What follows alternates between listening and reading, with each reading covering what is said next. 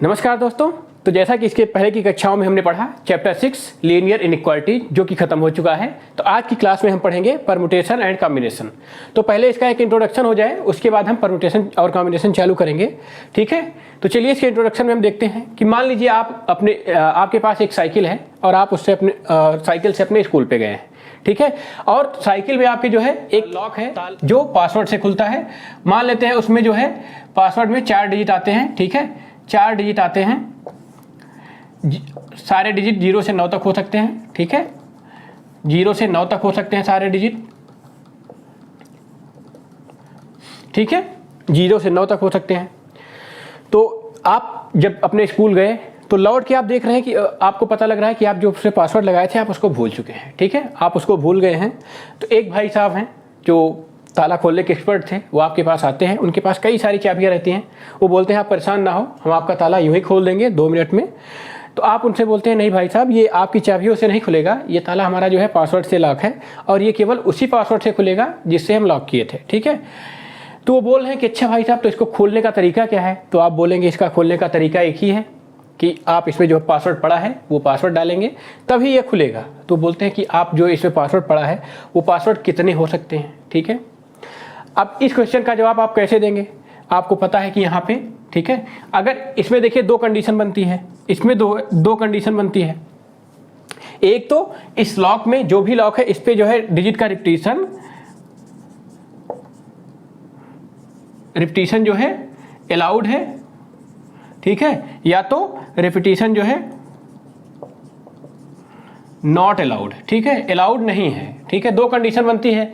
तो मान लीजिए आपका ताला जो है उसमें रिपीटिशन अलाउड नहीं है। ठीक है, रिपीटिशन अलाउड, चलिए अलाउड है मान लेते हैं। इस पर 0 से 9 तक कोई भी हो सकता है, आप कोई भी पासवर्ड डाल सकते हैं, इस पर रिपीटिशन अलाउड है। ठीक है, तो आप उनसे कह सकते हैं भाई साहब इस पे जो है हम जो है 0 से 9 तक कोई नंबर होगा, इसमें भी 0 से 9 तक का कोई नंबर होगा, इसमें भी 0 से 9 तक का कोई नंबर होगा, इसमें भी 0 से 9 तक का कोई नंबर होगा। ठीक है, तो अगर आप देखें तो यहाँ पे बहुत सारी पॉसिबिलिटी हो जाती हैं। ठीक है, उसके बाद आपको याद आता है कि नहीं हमने तो यहाँ पे, ठीक है, आपको लगता है कि हम यहाँ पे पहला डिजिट, आपको याद आ जाता है कि हमने यहाँ पे पहला डिजिट 2 रखा है। ठीक है, तो आपकी समस्या जो है थोड़ी सॉल्व हो गई, लेकिन अब भी पहले जो आपको 4 डिजिट याद करना था, ठीक है, वो आपको अब 3 डिजिट याद करना है। तो जब आपको 4 डिजिट याद करना था तो आप पहले क्या करते? पहले यहाँ पे 0 रखते, उसके बाद जो है सब पे जो है फिर इस पे 0 रखते, इस पे 0 रखते, फिर इस पे 0 रखते।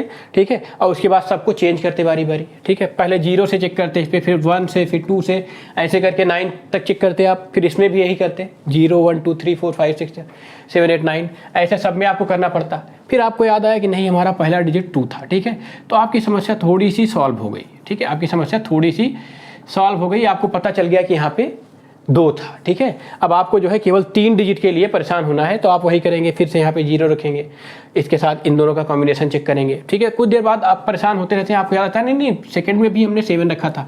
ठीक है, तो यहाँ भी आपका 7 आ गया। तो आपकी समस्या अब काफ़ी ज़्यादा सॉल्व हो गई। अब आपको केवल 2 डिजिट का चेक करना है। ठीक है, 2 डिजिट का यहाँ पे चेक करना है। तो 2 डिजिट का आप चेक करने के लिए यहाँ पे 0 रखेंगे, फिर 0 से 9 तक यहाँ रखेंगे, यहाँ पे 1 रखेंगे, फिर जो है 0 से 9 तक यहाँ पे रखेंगे। ऐसे ही मान लीजिए आपको तीसरा डिजिट भी याद आ जाता है, 4 है, यहाँ पे 4 है। तो आपकी समस्या एकदम सॉल्व हो गई लगभग। यहाँ पे आप 4 रख दिए, तो आपको यहाँ पे केवल 0 से 9 तक में रख के चेक करना है। फिर आपका जो भी यहाँ पे मैच कर जाएगा उससे आपका लॉक खुल जाएगा। ठीक है, तो ये जो आपका प्रोसेस था कि कितने तरीके हो सकते हैं इसमें। ठीक है, इसको खोलने के, मान लीजिए आपको कोई डिजिट नहीं पता था, तो इसको खोलने के कितने तरीके हो सकते हैं इस चैप्टर में हम यही पढ़ेंगे। कुछ लोग ये सुन के बहुत खुश हो रहे होंगे कि ये चैप्टर पढ़ के हम पासवर्ड का ताला होगा तो हम खोल लेंगे। नहीं, इतना भी खुश होने की जरूरत नहीं है। ये केवल आपको बताएगा कि ताला खोलने के कितने तरीके हैं। ठीक है, ना कि आपको उसका पासवर्ड बता देगा कि आपको पासवर्ड बताएगा तुरंत आप उसको खोल के निकल लेंगे। ठीक है, तो इसमें हमको क्या पता चलेगा कि पासवर्ड से ताला खोलने के कितने तरीके हो सकते हैं। ठीक है, ना कि ये पता चलेगा कि पासवर्ड क्या है। ठीक है, तो चलिए देखते हैं कि कितने तरीके हो सकते हैं। इसको जानने के लिए हम आगे बढ़ते हैं इस चैप्टर में, और पहले हम पढ़ेंगे फंडामेंटल प्रिंसिपल ऑफ काउंटिंग। ठीक है, तो इसमें हम क्या देखेंगे कि किसी भी चीज को काउंट करने के कितने तरीके का बेसिक तरीका क्या है। ठीक है, तो चलिए चालू करते हैं इसको हम। ठीक है, तो मान लीजिए आप जो है सुबह सुबह उठे, तैयार होकर अपने स्कूल जा रहे हैं। आपका 4 फ्रेंड का ग्रुप है।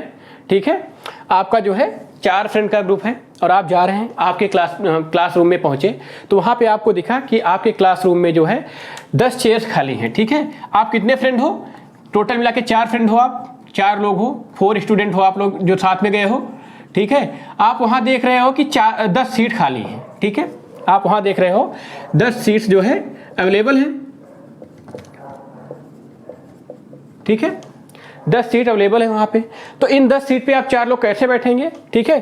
तो मान लीजिए यहाँ पे 10 सीट ये है, मान लीजिए आप 4 स्टूडेंट हो, 4 लोग, मान लो first student, second, third, fourth, ठीक है। तो आपके पास जो है, जो पहला स्टूडेंट गया उसके पास बैठने के लिए कितनी सीट है, 10 सीट है, ठीक है। दूसरे के पास बैठने के लिए कितनी सीट बची, अब एक खत्म हो गई, 9 सीट बची है, ठीक है। तीसरे के बाद कितनी बची है, 8 बची है, और चौथे के पास कितनी सीट बची है, 7 बची है, ठीक है।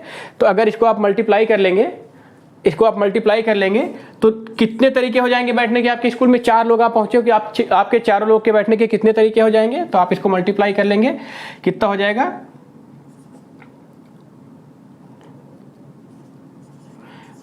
टोटल कितना हो जाएगा, 5040 वे हो जाएगा यहाँ पे बैठने का, ठीक है। तो ये तो हो गया कि आप जो है गए हैं सीधा और आपको 10 सीट्स दिख गई, मतलब केवल यहाँ पे एक ही इंफॉर्मेशन थी, उसके लिए हो गया। चलिए देखते हैं कुछ इससे ऊपर का कुछ देखते हैं एग्जाम्पल, ठीक है। तो अभी तक आप स्कूल पहुँच गए थे, वहाँ पे बैठ गए थे, ठीक है। तो उसके बाद आपकी क्लास स्टार्ट हुई, क्लास के बीच में पता चला कि आपको जो है स्कूल वाले टूर पे ले जा रहे हैं, ठीक है। और कहाँ पे ले जा रहे हैं, एक म्यूजियम में आपकी गाड़ी चलती है और म्यूजियम पहुँच जाती है, ठीक है। आपकी गाड़ी स्टार्ट हुई और म्यूजियम पहुंच गई, तो वहां जाके आपने देखा कि म्यूजियम में इंटर करने के लिए, ठीक है, इंटर करने के लिए 3 गेट हैं, म्यूजियम में इंटर करने के लिए 3 गेट हैं, और निकलने के लिए, ठीक है, जो है 2 गेट हैं, ठीक है। तो यहाँ पे आप जो है मन में सोचने लगे कि यहाँ पे हम कितनी तरीके से जाके म्यूजियम के अंदर और घूम के वापस निकल सकते हैं, ठीक है। तो आपके पास कितने तरीके हो जाएंगे, ठीक है। पहले आप एंट्री का देखिए, अगर आप इंटर कर रहे हैं, या तो आप गेट नंबर 3 से जाएंगे, या तो गेट नंबर 2 से जाएंगे, या तो गेट नंबर 1 से जाएंगे, ठीक है। तो आप या तो गेट नंबर 3 से जाएंगे, या 2 से जाएंगे, या तो 1 से जाएंगे। मान लीजिए यहाँ पे आप स्टार्ट किए हैं 3 2 1, ठीक है। आप उसके अंदर चले गए, मान लीजिए आपने गेट नंबर 3 चुना, ठीक है। आप वहाँ पे चले गए, आप म्यूजियम पूरा घूमे, उसके बाद आपको निकलना है, तो आपको 2 गेट मिल रहे हैं वहाँ पे, तो आप 2 में से किसी भी गेट से निकल सकते हो, ठीक है। मान लीजिए गेट नंबर 1 से निकले, ठीक है, यहाँ, या 2 से निकले, ठीक है। आप गेट नंबर 1 से निकल रहे हैं या तो 2 से निकल रहे हैं। सिमिलरली अगर आप जो है गेट नंबर 2 से गए होते तब आप किससे निकलते, या तो एग्जिट गेट 1 से निकलते, या तो एग्जिट गेट 2 से निकलते, ठीक है। अगर आप जो है गेट नंबर 1 से गए होते तो आप किस गेट से निकलते, या तो 1 से निकलते या तो 2 से निकलते। तो आपके पास देखिए टोटल कितने हो गए, केवल टोटल 6 वेज हो गए म्यूजियम में इंटर करके निकलने के, ठीक है। आप म्यूजियम में इंटर करके निकल रहे हैं, ठीक है। तो कितने गेट हो गए आपके, 6 गेट हो गए, ठीक है। 6 गेट देखिए। अब ये 6 कैसे आया, आपके 3 जो है इंटर करने के लिए गेट थे और 2 जो है निकलने के लिए गेट थे, इसलिए ये 6 आ गया, ठीक है। चलिए एक एग्जांपल और देख लेते हैं। तो आप जो है म्यूजियम घूम के वापस आए, ठीक है। घर आके आपको पता चला कि आपके पापा बोल रहे हैं कि संडे को जू घूमने चलेंगे सब लोग, ठीक है। तो घर आके तो आप और भी खुश हो गए और संडे का वेट करने लगे। संडे आया तो आप मॉर्निंग से ही सोच रहे हैं कि हम आज क्या पहन के जाएंगे, तो आपने डिसाइड किया कि आप jeans, T shirt and shoes पहन के जाएंगे, ठीक है। तो मान लेते हैं आपके पास 2 जीन्स हैं, ठीक है। 2 जीन्स हैं आपके पास, क्या है, J1 एंड J2 हैं, ठीक है। 2 जीन्स हैं आपके पास, 3 टी शर्ट्स हैं, ठीक है। 3 आपके पास टी शर्ट्स हैं, T1, T2, T3, ठीक है। आपके पास 3 टी शर्ट हैं और आपके पास 2 शू हैं, ठीक है। 2 शूज हैं आपके पास, 2 शूज हैं S1 और S2, ठीक है। तो अब आप बताइए कि आप जो है इससे कितने तरीके से तैयार हो सकते हैं, ठीक है। अगर आपके पास ये चीज़ अवेलेबल है तो आप इससे कितने तरीके से तैयार हो सकते हैं, ठीक है। तो आप सोचने लगे कि हम कैसे तैयार होंगे, ठीक है। तो आप उसके लिए चार्ट बनाना चालू कर देते हैं, ठीक है। मान लीजिए यहाँ पे आप हैं, तो आपने सोचा या तो हम जीन्स, पहली जीन्स पहन सकते हैं, या तो हम दूसरी जीन्स पहन सकते हैं, ठीक है। यहाँ पे आपने पहली जीन्स पहना, यहाँ पे दूसरी जीन्स पहना है, ठीक है। आप 2 जीन्स पहने, उसके बाद आप जो है टी शर्ट पहनना चालू करेंगे, ठीक है। आपने यहाँ पे पहली टी शर्ट पहना T1, ठीक है। ये T1 आप पहली टी शर्ट पहना, या तो आप दूसरी टी शर्ट पहनेंगे T2, या तो आप तीसरी टी शर्ट पहनेंगे, ठीक है। जीन्स 2 के साथ भी यही होगा, आप या तो पहली टी शर्ट पहनेंगे T1 पहनेंगे, या तो आप दूसरी टी शर्ट पहनेंगे, या तो आप तीसरी टी शर्ट पहनेंगे। 3 टी शर्ट आपके पास है तो यही पहनेंगे। अब जीन्स और टी शर्ट तो हो गया, अब आपके पास 2 जूते भी हैं, ठीक है। तो या तो आप जो है पहला जूता पहनेंगे S1, या तो आप S2 पहनेंगे, दूसरा जूता पहनेंगे यहाँ पे, ठीक है। इसमें भी आप या तो S1 पहनेंगे या तो S2 पहनेंगे। यहाँ भी आप 1-2 ही जूते हैं, S1 पहनेंगे या तो S2 पहनेंगे। सिमिलरली जो है इस कॉम्बिनेशन के साथ भी होगा, या तो आप S1 पहनेंगे या तो आप S2 पहनेंगे। यहाँ पे भी 2 जूते हैं आपके पास, कोई सा भी पहन सकते हैं, ठीक है। और टी शर्ट 3 के साथ भी आप इन दोनों शूज में से कोई भी शूज पहन सकते हैं, ठीक है, S1 S2। अब आप देखिए आपके पास कितने तरीके हो रहे हैं ये। अब ये जो आपने पहना है ये क्या आ रहा है, ये देखिए यहाँ पे जीन्स 1 था, टी शर्ट 1 था और शूज 1 था, ठीक है। या तो जीन्स 1, टी शर्ट 1, शूज 2।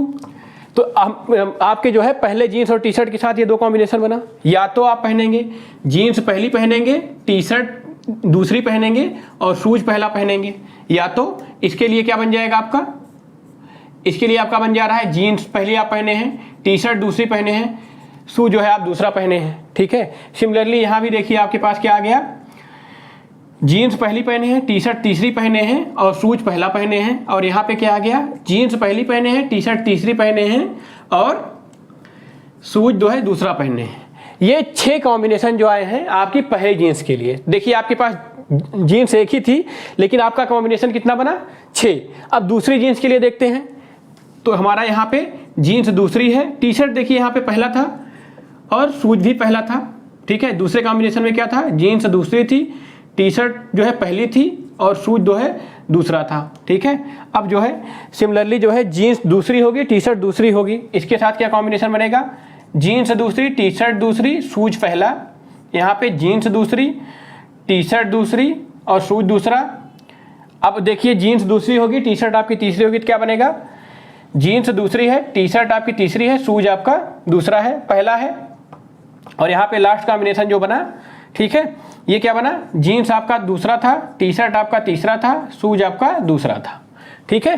तो आप देखिए दोनों जीन्स के लिए आपके 6-6 कॉम्बिनेशन बन के आ रहे हैं, ठीक है।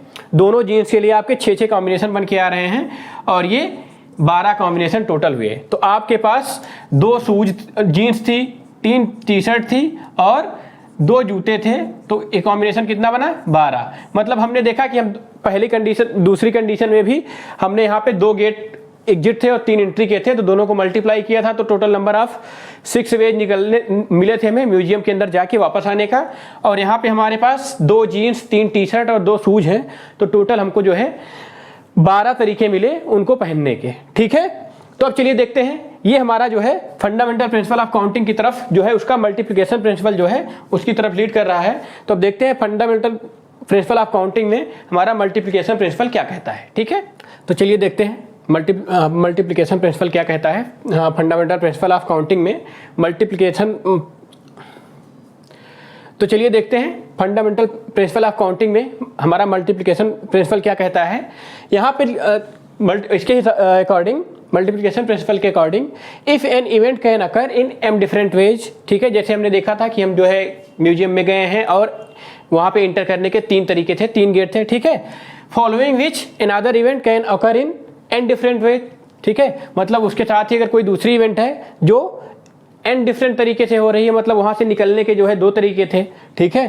Then the total number of occurrence of the events in the given order is m/n। तो यहाँ पे कहा जा रहा है कि वहाँ मतलब टोटल नंबर क्या होगी उसी इवेंट के अकरेंस के क्या हो जाएंगे, ठीक है, उसी ऑर्डर में जिस ऑर्डर में कहा गया है m/n, m × n।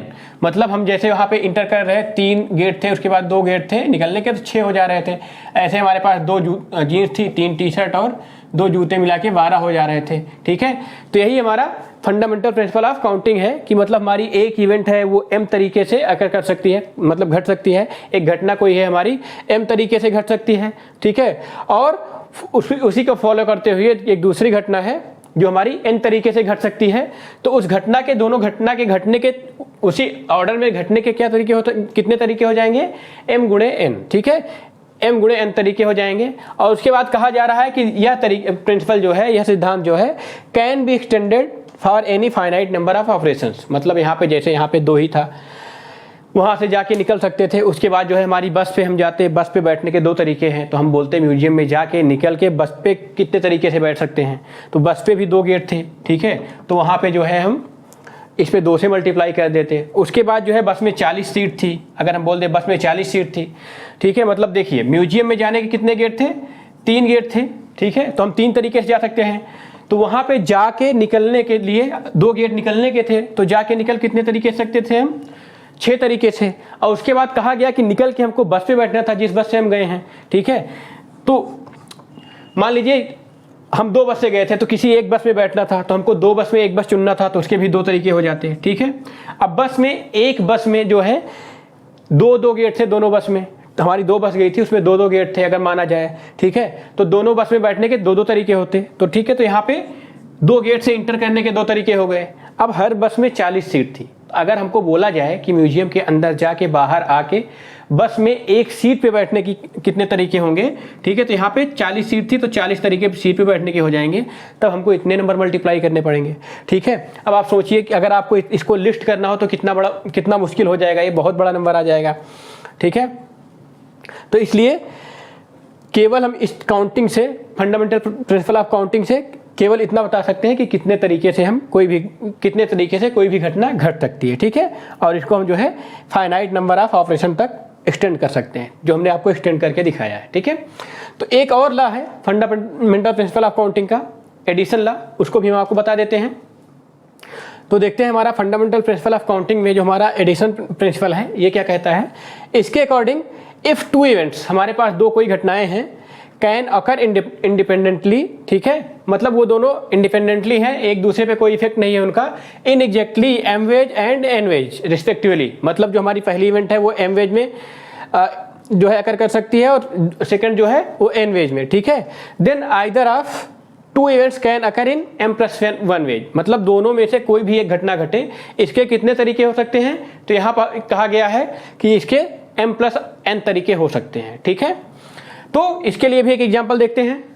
चलिए तो फिर से वही एग्जाम्पल देखते हैं कि आप अपने स्कूल पहुंचे थे, वहाँ पे आपको बताया गया कि आपको टूर ले जा रहे हैं, ठीक है। तो टूर जो है वहाँ पे डिसाइड हुआ, जो हमारा टूर जा रहा है, एक तो गया था हमारा म्यूजियम में, ठीक है, दूसरा डिसाइड किया गया या तो हम जू पे जा सकते हैं, ठीक है। कोई भी स्टूडेंट है जो या तो म्यूजियम जा सकता है या तो जू जा सकता है, ये बताया गया, ठीक है। म्यूजियम जाने के लिए 2 ट्रांसपोर्ट के मीडियम थे, एक तो वहाँ स्कूल वालों ने बस किया हुआ था, ठीक है, दूसरा बोला गया था या तो आप जो है कैब से खुद से आ जाएंगे, तो यहाँ पे 2 मीडियम थे। म्यूजियम जो है पास में था, जू जो है दूर था थोड़ा, तो वहाँ पे बोला गया या तो आप ट्रेन से आ सकते हो, ठीक है, ट्रेन से चल सकते हो, या तो आप बस से चल सकते हो, ठीक है, या तो आप वहाँ पे 2-3 कार भी अरेंज की गई थी, या तो आप कार से आ सकते हो। तो जू जाने के लिए यहाँ पे 3 मीडियम थे, बस, कार, ट्रेन, ठीक है। और म्यूजियम जाने के लिए बस थी और आप खुद से कैब करके आ सकते थे, ठीक है। आपसे बोला गया कि आप जो है कहीं भी जा सकते हैं और आप कोई सा भी ट्रांसपोर्ट का मीडियम सेलेक्ट कर सकते हैं। तो एक स्टूडेंट, यहाँ पे बोला गया कि एक स्टूडेंट कितनी तरह से टूर पे जा सकता है, ठीक है। उसको टूर पे तो जाना था, ये कंपलसरी था, ठीक है, टूर पे जाना कंपलसरी था। अब ये बताओ कि वो कितनी तरीके से टूर पे जा सकता था, ठीक है। तो अगर जो है स्टूडेंट जो है, अगर स्टूडेंट म्यूजियम जा रहा है तो वो जो है 2 तरीके से जा सकता है, ठीक है, या तो बस से जाएगा या तो कैब से जाएगा। और जू जा रहा है तो 3 तरीके से जा सकता है, ठीक है, और दोनों अलग अलग हैं, ठीक है। तो इसलिए वो टोटल कितने तरह से जा सकता है टूर पे, 2+3। अगर पूछा जाए कि इसके पास वो कितने तरीके से जा सकता है, तो 2+3 जो है तरीके से वो जा सकता है यहाँ पे m+1। या तो वो म्यूजियम जाएगा या तो जू जाएगा, एक ही जगह जा सकता है। यहाँ पे ये पहले ही क्लियर कर दिया गया था, ठीक है। उसके बाद एक स्टूडेंट कितने तरीके से जा सकता है, यहाँ पे पूछा गया है कि कितने मीडियम ऑफ ट्रांसपोर्ट से वो टूर जाके वापस आ जाएगा, तो क्या हो जाएगा 2+3, ठीक है। तो चलिए एक एग्जाम्पल देख लेते हैं ये फंडामेंटल प्रिंसिपल ऑफ काउंटिंग पे, ठीक है। तो यहाँ पे क्वेश्चन दिया हुआ है, how many odd numbers, number पहले दिया गया है कि ऑड होगा लेस देन 1000, तो हमारा ऑड नंबर यहाँ पे दिया हुआ है लेस देन 1000, ठीक है। ये हमको बोला गया है can be formed by using the digits, digits कौन कौन सी हैं, 0, 2, 5, 7, ठीक है, digits when the repetition of digit is allowed. ठीक है, मतलब यहाँ पे कहा गया है कि हमें एक विषम संख्या चाहिए जो 1000 से छोटी हो और किससे बने, 0, 2, 5, 7 से बनाई जाए। ठीक है, 0, 2, 5, 7 से बनी कोई विषम संख्या 1000 से छोटी हो, कितनी हो सकती है। ठीक है, ये कितनी हो सकती है, जो 0, 2, 5, 7 से बनी हो और 1000 से छोटी हो, ऐसी कितनी संख्याएं हो सकती हैं। ठीक है, तो चलिए इसको सॉल्व करते हैं।